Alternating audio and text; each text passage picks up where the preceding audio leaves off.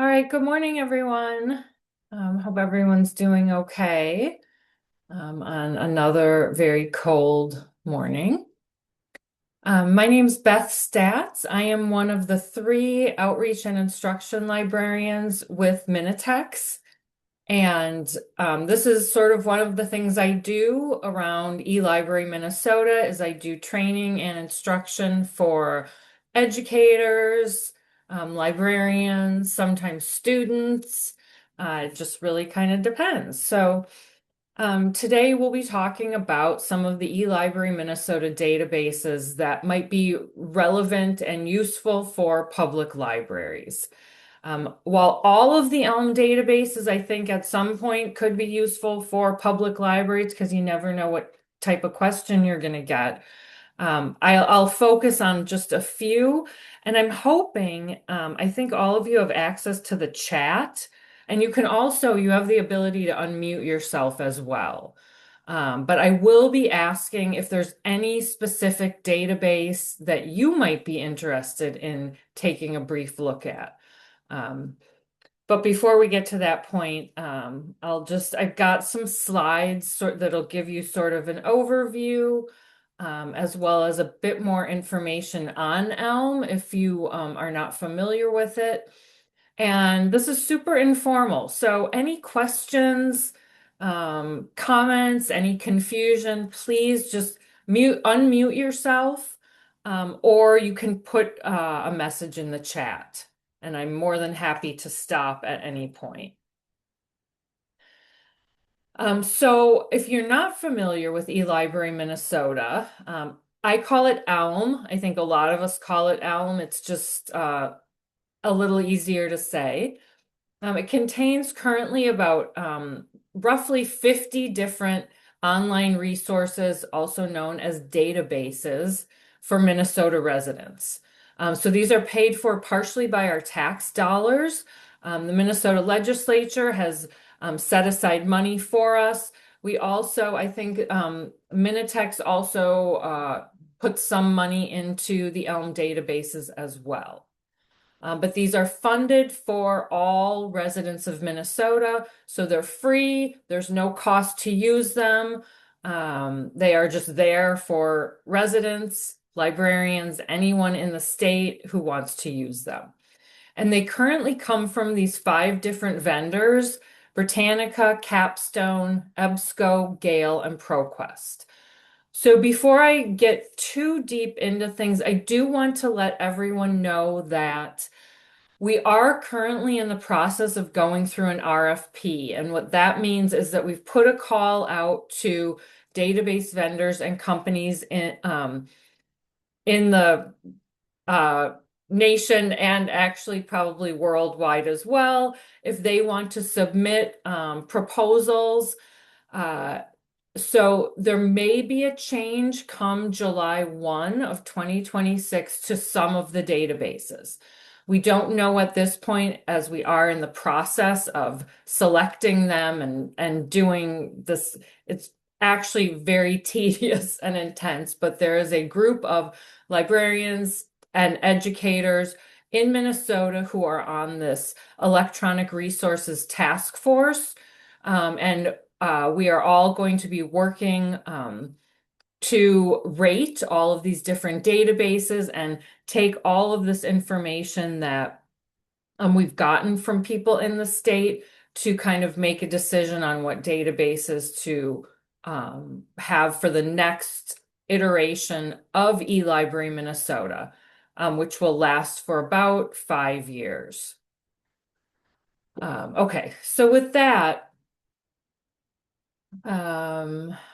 let's go on to this slide. So I just thought I'd just put just some example questions that can easily be answered using the ELM resources. So, someone might come into the library. Where can I find reliable health information? A lot of times in Google, we're not sure. So, there is a health database that people can access. Do we have online access to newspapers or magazines? Yes. In eLibrary Minnesota, there are 2 specific databases that contain national newspapers.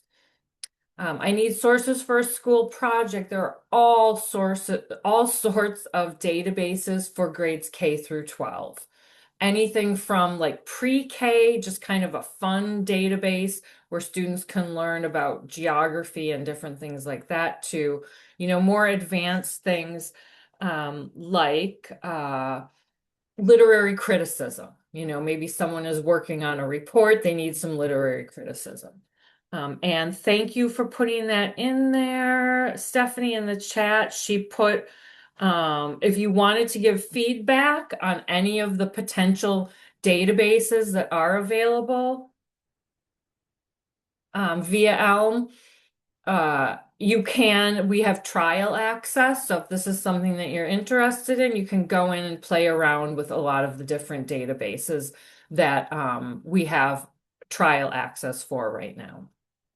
I'm job hunting or exploring careers. There is Learning Express Library, which is an amazing resource for anything relating to resumes, careers, occupations.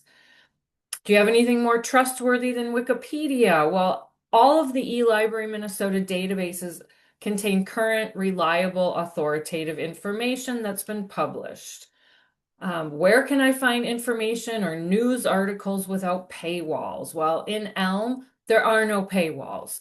There are no advertisements. There are no pop-ups, which I find really reassuring, because I know it's sometimes maddening when you find something and then you realize, oh, I can't access it because I haven't paid.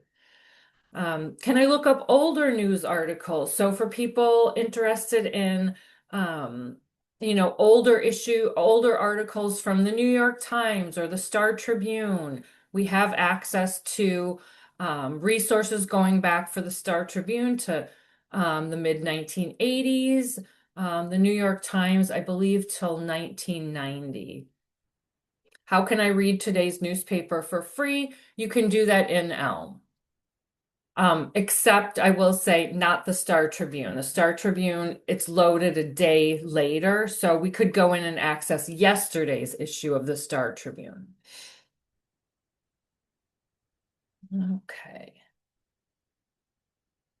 So why use ELM? I mentioned a few of these things previously, but it does contain reliable, accurate, high quality information that is published. So you're not going to get Joe Schmo's website or, things that aren't really trustworthy. You can access current and historical information. All of the databases offer really wonderful research tools. So you can share articles to Google Drive, you can email articles, you can share them to social media. There's lots of ELM covers all different subjects. There are resources for all different ages. It's free. It's easy to access if you're in Minnesota. The databases support learning as well as school curriculum. One part of eLibrary Minnesota is eBooks Minnesota, which I did a session on a couple weeks ago. In eBooks Minnesota, you can access over 10,000 ebooks.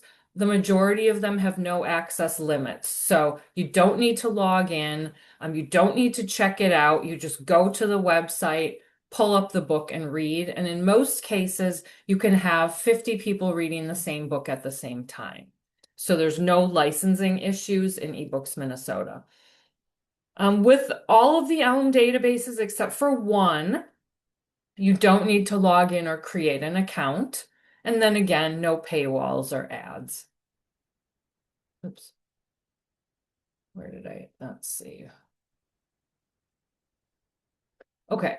I just want to make sure I didn't skip anything. Okay. So what can you find in ELM? I'm not going to read over this entire slide, but you can find a lot in ELM. Whether you're looking for images or videos. You can also find biographies. There's state and country information. There is a database that's pro-con. So if you have any students, if anyone comes into the library looking for information to support one side of a controversial issue, whether it's abortion or smoking or um, uh, global warming. You can get authoritative information on both sides. You can access science experiments. There's a whole database around test prep and career information, which I'll talk more about. What else?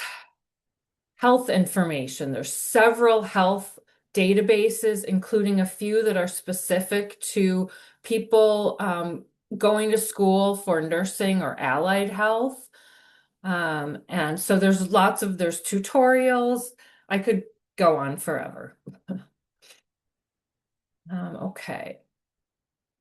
So before I talk about access, I just wanted to mention some of the tools that are available in these databases.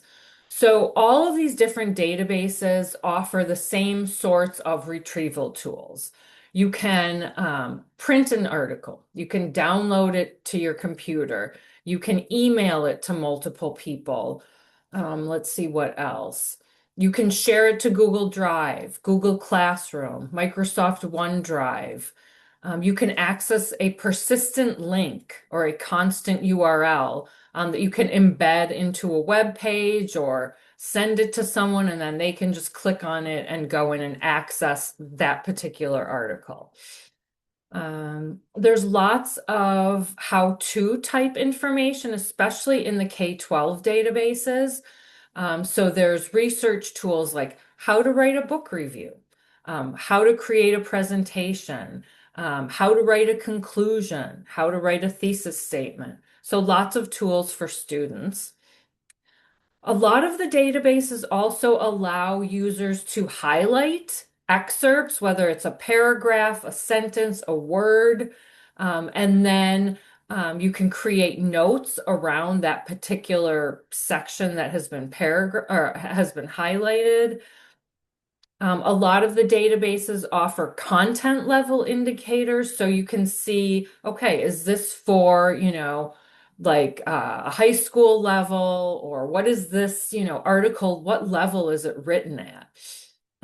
And I'm not sure if anyone is familiar with Lexile levels, but those are reading level and it's a number. So Lexile levels just correspond to a particular number, and that represents the sort of the reading level. Another nice thing for accessibility and maybe struggling readers are all of the databases allow you to change the font size. Many of them also allow you to change the font to Open Dyslexic, or maybe a font that's more easily read by struggling readers or someone with perhaps a disability. All of the articles also allow you to translate. All of the database allow you to translate articles. So into, whether it's Swedish or Italian or Spanish. All of the databases also allow you to listen to the article. So you can have your computer read the article to you. So there's all sorts of different things you can do within the databases. And many of the articles are also available in PDF format, meaning that you're going to view that magazine or journal article exactly as you would if you had the print issue in front of you. So some of the databases that I think are probably most beneficial, or maybe best or most used by public libraries, I've listed here. So Consumer Health Complete, this is geared towards the general public. So it's health information that's easy to understand, written not for the health professional, but for the layperson or the health consumer. Master File Complete, this would be kind of your typical public library type database. So it's multidisciplinary. It offers primarily full text from thousands of public library type magazines, journals, reference sources, and newspapers. ProQuest US Newsstream is one of the newspaper databases, and it contains thousands of US national, regional, and local news sources. The Star Tribune is one of them. It also contains, LA Tribune, Washington Post, New York Times, Wall Street Journal, all sorts of those, as well as lots of other things. So like wire services, and some local news sources.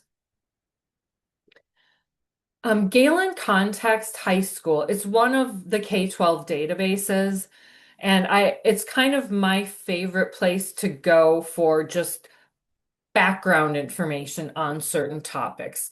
Um, However, it does contain a lot more than just background information. It's a wonderful place for students, I think, to start their research.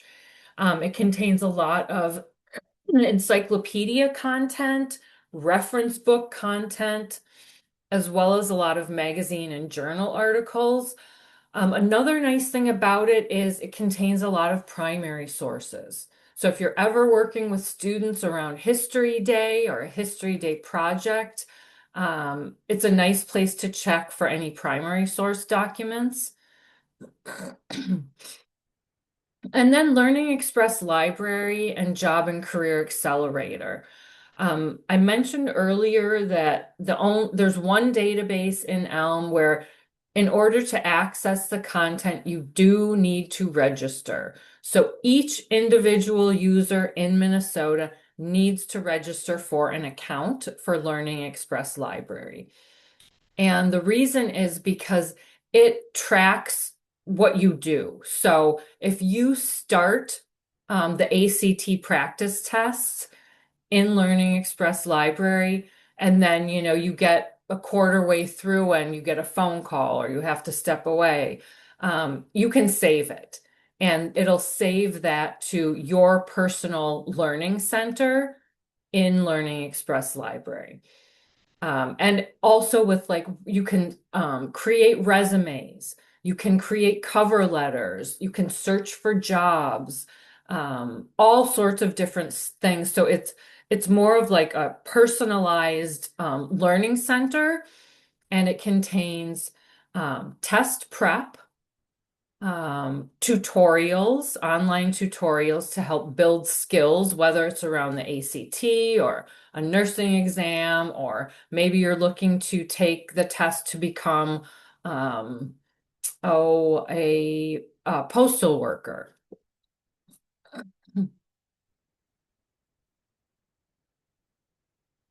So as far as accessing ELM goes, it's pretty easy. There's one link, elibrarymn.org. So as long as you're physically located in Minnesota, you should be able to get right in. If you're having issues, you will get an option to enter a library barcode number, and that's to authenticate that, yes, indeed, you are a Minnesota resident. Another thing I'll mention is that we usually have a password. So if you're having issues getting in, or I know sometimes, depending on where you are in the state, your IP address might be coming from Wisconsin or Michigan or, Illinois. And so we currently have this keyword, and I'll put it in the chat, pretty easy to remember. If you're struggling or you have patrons that are struggling to get in, maybe they don't have a public library card, you can just type in the word Blaine, and that will let you in. And that changes every few months. So if you need, if you're trying to access it or a patron is struggling, just reach out to us and we can give you the new one. A lot of libraries in the state have set up direct links to eLibrary Minnesota, or maybe even just a link to the ELM portal.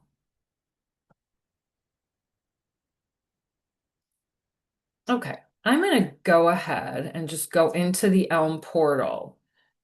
Before I start back up, any questions, comments about anything?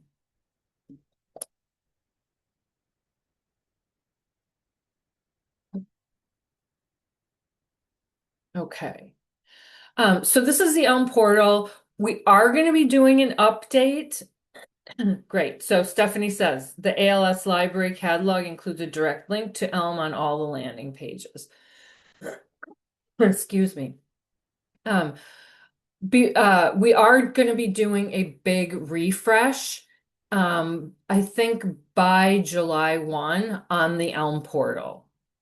So we're feeling it could use some updating, get it, a little bit um, more current, I guess, give it a more current look. So it will at some point look a little different. But this is where you can access all sorts of different tips, help information, as well as all of the databases. I'm going to spend just a couple minutes talking about some of the features on this eLibrary Minnesota portal. I am going to mention up in the right-hand corner this tab for educators and librarians. And this is created by Ann Castee, my colleague. This is the Educator and Librarian Learning Center. So if you're working with anyone who wants to create direct links, I know some teachers and educators like to have a direct link to a database on their Schoology or their web page. We've got instructions on how to do that. We've got some curriculum resource packs.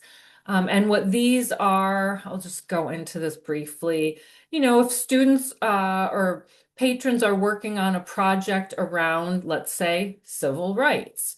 You can click on that civil rights resource pack and you've got all sorts of information from ELM, from eBooks Minnesota, as well as a lot of primary sources from the Minnesota Digital Library. So great place to go, depending on what topic a patron or student might be looking for. We've also have some ELM classroom resources, History Day resources, if you need help with eBooks Minnesota. And then what else? Help or instruction requests. If at any time you have questions or issues around ELM, please go ahead and use that contact in the upper right corner. We usually respond to those within 24 hours. Okay, so we've got these tabs that kind of chunk out the broader categories in ELM. If you're a student, obviously you want to click on student research. These are broken down into elementary, middle school, high school, college, and then test prep. So here we've got all of the elementary level databases. So these are created for grades K through 5. Middle school, created for grades 6 through 8. And you can see there's a science database. What else do we have? Points of view reference source. This is that pro-con database. And then Britannica, we know, encyclopedia content. Britannica is a wonderful place, I think, for students to get started doing research or finding out more about a particular topic. High school resources, you can see the list gets a little bigger, but just a place for students to go to begin their research. If you're interested in accessing eBooks Minnesota, the eBooks link would be the place to go. The job and career skill building, that is going to be that Learning Express library database, which I'll talk more about. Health, medicine, and nursing. This is going to give you a list of all of those health and nursing databases. If you've got people in nursing school or medical staff coming into your library looking for information, Cinol Complete and ProQuest Nursing and Allied Health Premium are probably the two best databases for nursing or allied health professionals. I wouldn't necessarily send a patron who's looking for, consumer health type information to these databases. I would send them probably to Consumer Health Complete. So this is where you can find evidence-based report, you can find videos, you can find health animations. Say a patron comes in and says, I'm thinking about getting LASIK eye surgery, but I want to find out more. Um, do a search in Consumer Health Complete, you'll get evidence-based reports, you'll get information. They even have an animation which shows exactly what happens during the procedure. So lots of other health related databases as well. Beth, may I briefly interrupt? Yes. We have a question in the chat from Shannon about ebooks, and whether they're oriented to school age audiences. She says, when I've looked in there, it seems like that, but maybe I'm not looking at everything. Yes. Great question. So there's a couple different ways you can access eBooks Minnesota. We do have the entire collection is the eBooks Minnesota link. If you're working with just elementary level students, you might want to just direct them to the K-5 collection. Or we have the middle school collection as well. But if you go into eBooks Minnesota, you do have the option. When I click on Explore eBooks, you have the option in that left-hand column to really kind of narrow it down. So say, you're working with a third grader. I would click on interest grade level 3, and here I've got, over 4,000 titles written for at that third grade level. There are, I mean, I would say that eBooks Minnesota, it's probably 2/3 for K-12. So there are definitely books for adults in eBooks Minnesota. I'm actually currently reading Wuthering Heights in it, which I never thought I would be reading that book, but and I've read several other adult, books in there, but it is, I would say at this point, heavily geared towards school age people. Okay. And then, so I mentioned health, medicine, and nursing. And then the last tab here, in the upper right, is the news and magazines. So this is where you could go if you're, maybe you're just looking for a newspaper article or something from Consumer Reports. And I will mention Master File Complete does contain Consumer Reports, full text. What else? Newspaper Source is another newspaper database. And while, let's see, ProQuest US Newsstream does contain the Star Tribune, it doesn't contain many other, or maybe a couple other Minnesota-based publications, but Newspaper Source does contain the Duluth News Tribune, the Bemidji Pioneer, Cloquet Pine Journal, Rochester Post Bulletin, etc. So that's another newspaper resource that might be helpful for your patrons. I want to just mention a couple things about the Star Tribune. So we've got these two sort of buckets of the Star Tribune. We've got full text of the Star Tribune going back to 1986. You can access it in ProQuest US Newsstream. But if you knew that you only wanted the Star Tribune, you could go into this link, which is going to be 86 to present, text only. And again, just know that we can probably access yesterday's issue but we will not yet be able to access today's issue. If you are interested in the PDF uh, of the Star Tribune, meaning exactly as it appears, in your on your front stoop, um, there is what's called an embargo. So we can access from 2008 to, I guess that would be January 22nd.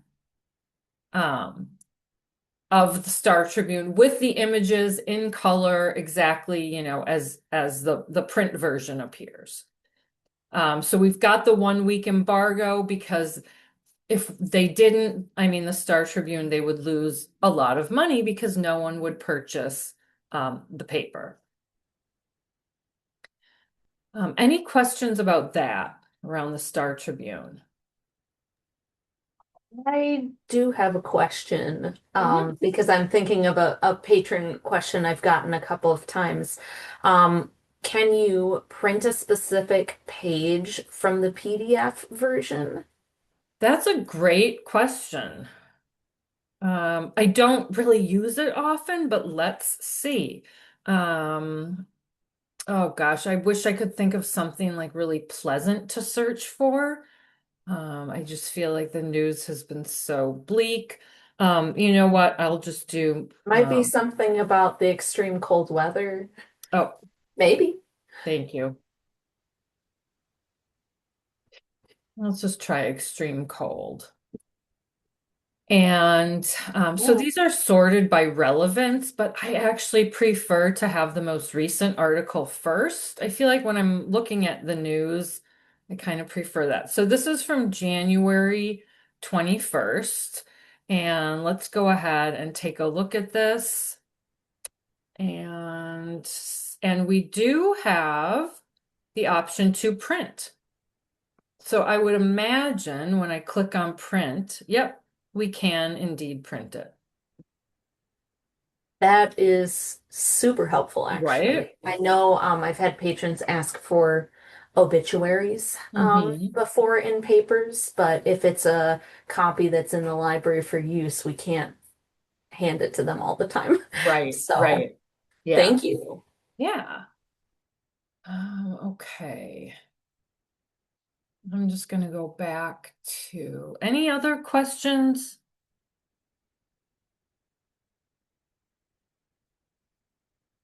Okay, before we go into a database, I just want to highlight a couple other things. If, maybe a patron's struggling, oh, I don't know where to go, we do have this topic search.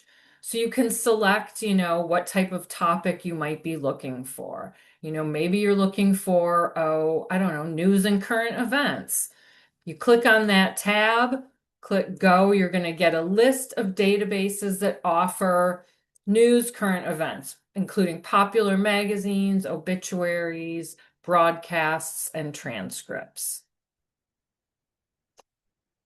And then the other thing is the find a publication. I find this incredibly helpful. I really like this tool because maybe you've got a patron that's saying, "Oh, I saw this article in Runner's World," and maybe you don't subscribe to Runner's World, maybe you don't have it on the shelf, you can't find it.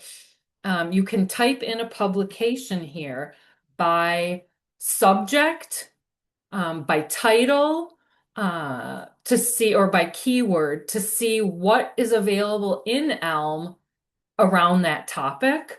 In this case, I'll just type in Runner's World, click search, and it will let me know here whether or not it's available. And it looks like it's showing. So now we're in this publications tool. And here it is showing, okay, Runner's World, it's a journal. What else do we have? And then I can scroll down and see, okay, it's available in all of these different ELM databases. So it's available in Master File Complete, it's available in Consumer Health Complete, and we can see it's available, it looks like from 1990 to present. Then from here, all we have to do is just click on one of these databases. I'm going to use Master File Complete, and it will bring us directly into the detailed publication information for Runner's World. So we're brought into this database called Master File Complete. And it looks like it brought us into the advanced search because we have multiple search boxes. But then when I scroll down a little, I can see I've got this information for Runner's World. I can search within it, so maybe you know the exact topic you want to search for. And then we've got this issue tree in the right-hand column. Maybe your patron says, oh, it's from a February or a fall of 2024 issue. We could click on fall 2024, and then we're going to get a list of all of the articles, and it looks like there were 13 articles in that particular issue of Runner's World. Beth, a quick question. Is there, if you go, is there any preference to which database you should choose? Or if you chose the consumer health one, would it bring you to the same type of information? It would bring you to the same type of information. You would just be in a different database. And it would probably look different.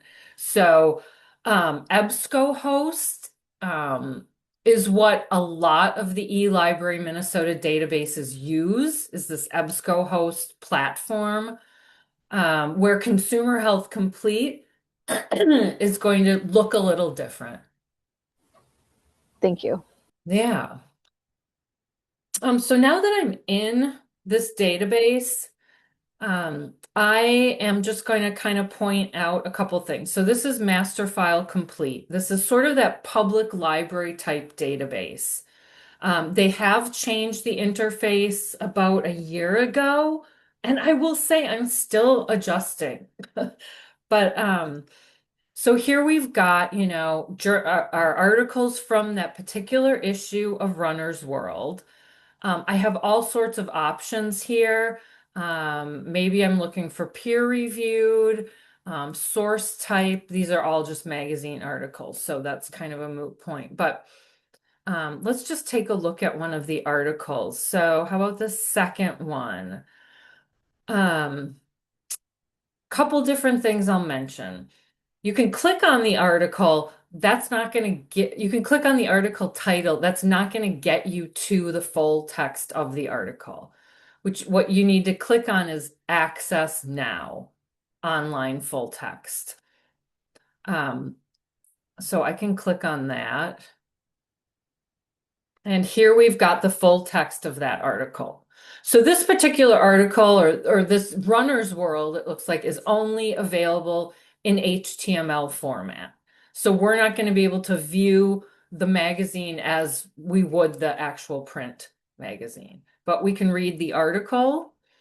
In the upper right corner, we can cite it. And it looks like we've got all these different citation styles. We can share it. So I can share this to Google Drive. I can create a constant URL or a permalink. So I can embed it into a web page. I can email this to myself or multiple people. I can also download it to my computer. I can print it. I can translate this article. So maybe you've got some Spanish speakers. Let's see. Oh, maybe it's under, there's English, but you get here, Espanol. I could just click on that, and it's usually a few seconds, and it will translate the article into one of those many different languages. I'm going to go back to English. What else do we have here? Publication contents. This is new. And I click on, so okay, publication contents. This basically gives us a table of contents of this issue of Runner's World. So I can kind of browse these articles and say, oh, well, this might be interesting. So that's kind of a nice new feature. And then The headphones are going to be the option to listen. So you can have your computer read this article to you. And it also gives you a bunch of different options for struggling readers or perhaps people who, struggle to read this sort of gray text on white. You can change the word color, you can change the highlight color. So I'll just click on the read the arrow button, and that's going to have the section. Teachers, when I found out I had MS, I thought I'd never run again. I was wrong. I checked the pins on my bib, shimmied my spandex shorts into place, and teed up the stopwatch on my wrist. I closed my eyes under the expanse. Change the gender or the voice. We can change the playback speed, and then the highlighting colors and things like that.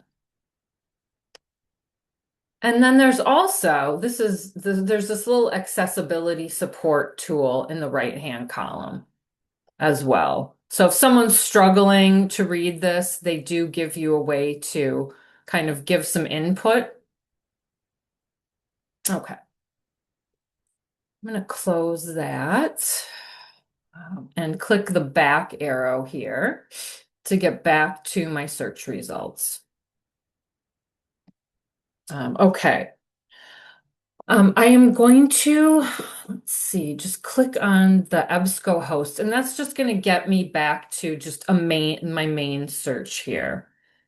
And what I can do now is I'm just going to do a different search here. And let's do that extreme cold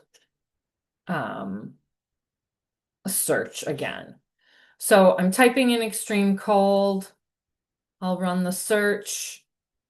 And just to point out here, so your results in most cases, in many databases, will be sorted by relevance. So just keep that in mind. Again, I prefer the newest article first. And it looks like this is from Australian Women's Weekly from February of 2026. What else do we have? We've got people.com, not the actual magazine, but the website, people.com. What else? Powder.com. Another People, Time Magazine, Bloomberg. So all sorts of different types of publications. But at the top, we've got a lot of different options. Maybe we just want full text.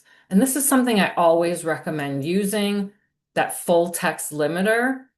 So we've got 705 articles that are full text for extreme cold. A lot of times students need peer-reviewed articles. And we've got that limiter right here. And it looks like with peer reviewed, now we've got 16 articles. We can limit by date. Maybe we're just really looking for, the past 12 months. And then source type. I'm going to get rid of that peer reviewed. And let's just see. So source type, we can, maybe we're just looking for newspaper articles. And these are probably, let's see, we've got a lot, well, the Daily Telegraph out of London. What else do we have? USA Today, Wall Street Journal, Arizona Republic. But I just wanted to give you a quick look at just the different ways you can really refine your search.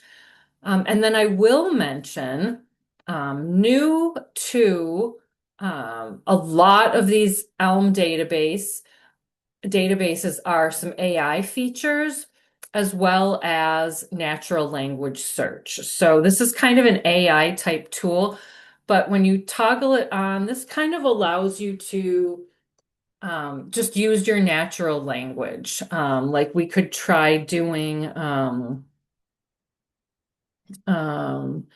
is there a state of emergency due to the winter storm?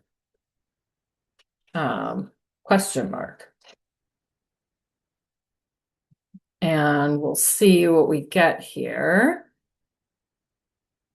So here we've got it used that sort of natural language and it gives us, it looks like we got 6 results around the winter storm, states of emergency. So that it looks like this might actually kind of answer my question. Um, and then there was also, I saw it earlier. Um, I don't know if you guys saw one of the articles that said access now, but then next to it, it said AI insights. So with the AI insights, that's basically going to use AI to totally summarize an article for you.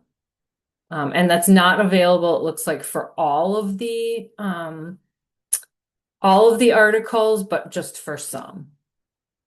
So I know I've got like 13 minutes left. So I wanted to ask you all if there's any particular resource you are interested in and you would like me to spend the next few minutes in.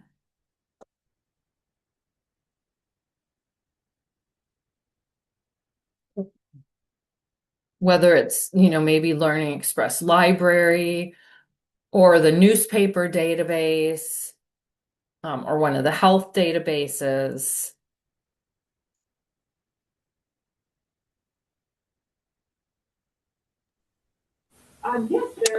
So I guess I would just say that, sorry, this is Shannon. I often get a patron who asks for kind of pretty scientific research, but are on like popularmechanics.com. Like she'll find the article there, and then we'll be able to find, but that's behind a paywall.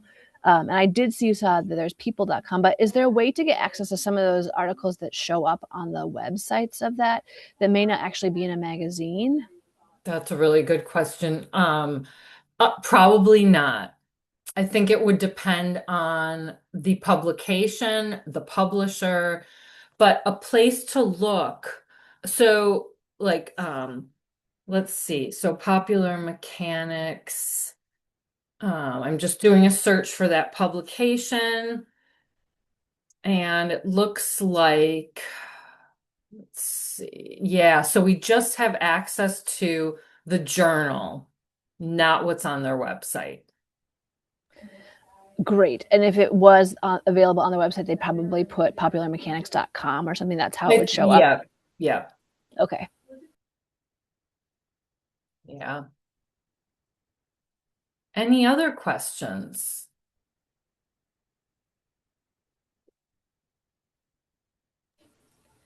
I would ask another one, if that's Yeah, okay.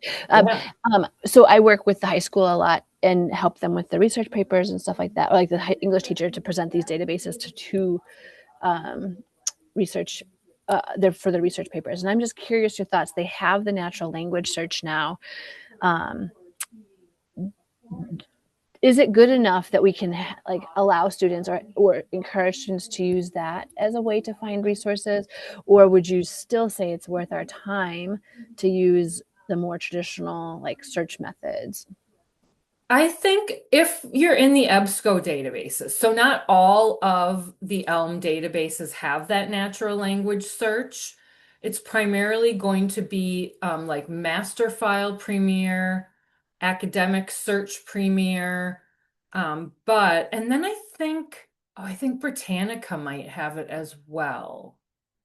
I would have no problem having students use the natural language search.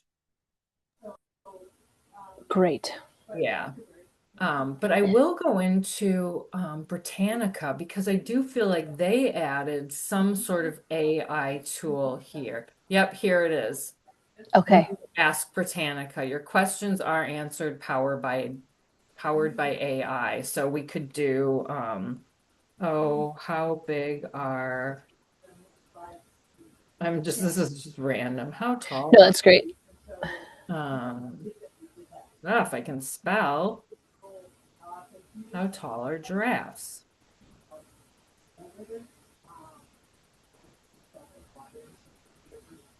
And it only uses this database will, I mean, and most of them, I believe, will only use their content. So they're not going out to the web finding information there. They're using the content that's in the Britannica databases. Can you hit the sources button just for a second? I might like, I'm Yeah. just curious to see how we have a student Hmm. cite this if we wanted to encourage that. So this is where it's pulling it from. And Okay. then there should be over here, Oh, yep. There you go. there is site. Perfect. Okay. Thank you. Yeah. I feel like that's important as students get more and more used to using AI. How do they Right, right. attribute that information and make sure it's good? Yeah. Any other questions?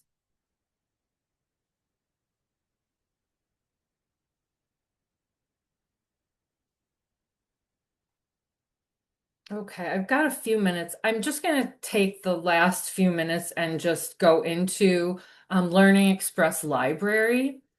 So I'll click on the job and career, and then from here, I'll just click on this Learning Express. It says Job and Career Accelerator, but when I click on it, it's going to bring me into um, the Job and Career Accelerator, which is part of Learning Express Library. So I'll click on Home. All right, so now I'm in this Learning Express library. Anyone looking to um, take an occupational exam, or whether it's the ACT, maybe it's a nursing exam, maybe it's a um, English language exam, or the CDL, commercial driver's license test.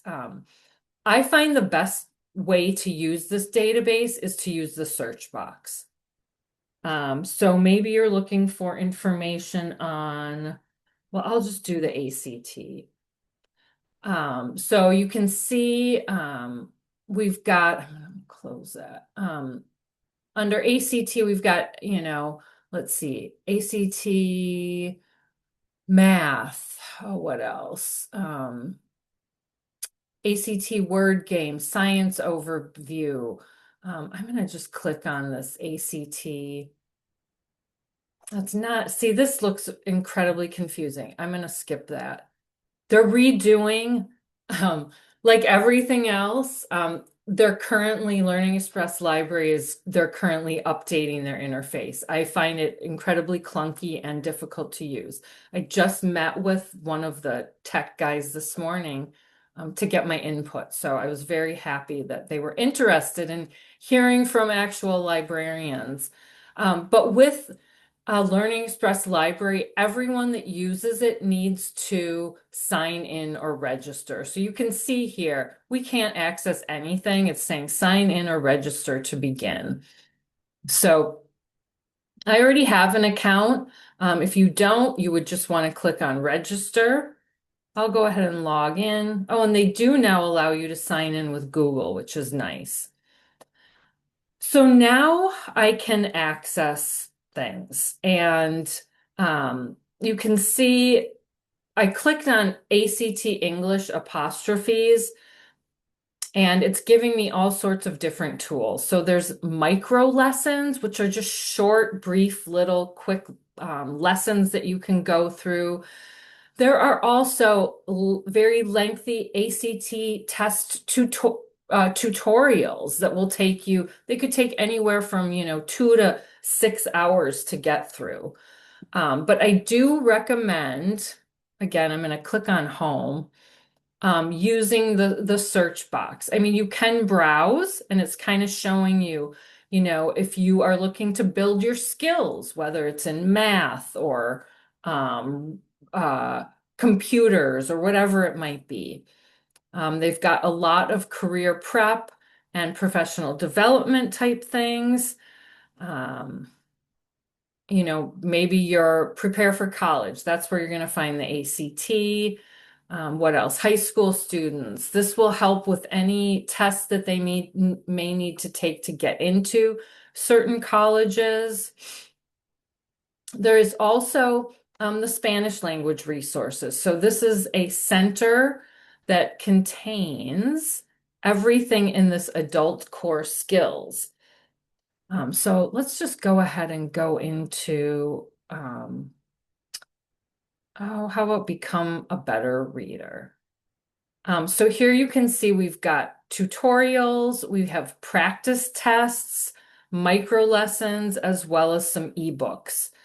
So if I click on this reading skills, become a better reader, this just brings me to this tutorial. I can click on start tutorial. And all of the tutorials look the same. We kind of have our table of contents in the left-hand column.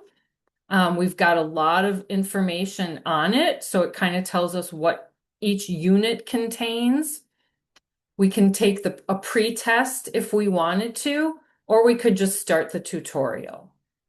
So I clicked on Start Tutorial, and it's basically a matter of reading, clicking on Next. We've got more introduction, more content, a test prep tip. And then a lot of these will bring us into questions that we might need to answer, like right here. This type of writing sample is, I'm just going to say informative. And the nice thing about all of these tutorials and practice tests is that they can help you sort of learn as you go. So right now I could check this answer. Oh, I got it right. Who knew? So it's telling me this answer is correct. If it was not correct, it would tell me why it wasn't correct. It would give me the correct answer and kind of tell me why it was a correct answer. So it's kind of a nice way to learn as you go. So that is, I mean, that was just the quickest info I've given on Learning Express Library. But it is chocked full of helpful information, especially around careers and occupational exams. Okay, I'm just going to go back to my PowerPoint. I know time's just about up, but I wanted to just give you all time in case you had any final questions or comments. This has been great, Beth. I do have another Yeah. question. Do you all have like a set of like digital assets that we could use to promote? These are just such a wide range, and we do have a pretty good Facebook page. Like, do you have stuff that we could do to like highlight different aspects to our community? For Learning Express Library Well, or for all of them, all of just them? yeah. That's a great question. I will look into that and I will send those to Stephanie. Thank you. And then I know that Learning Express Library has a lot of digital assets. But as far as the other ELM databases go, I don't specifically know, but that's also something that is something that myself and my coworkers can work on. Um, as we look to the future and maybe the new sort of iteration of ELM resources. So, yep, I will follow up with Stephanie on that.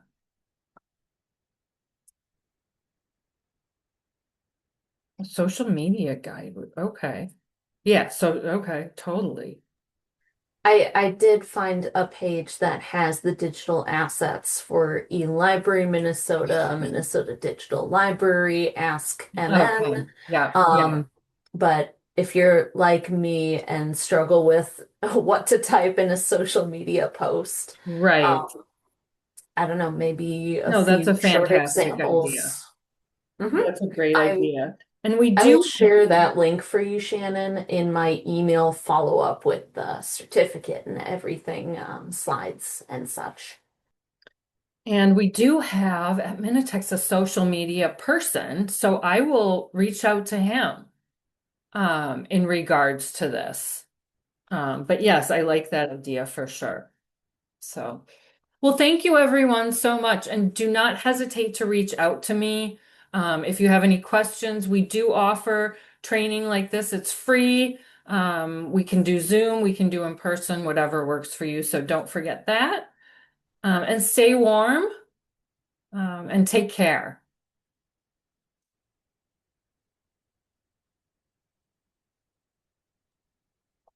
Thank you again, Beth. We Thanks, really everyone. appreciate it. And have a Bye. great day. You too. Yeah.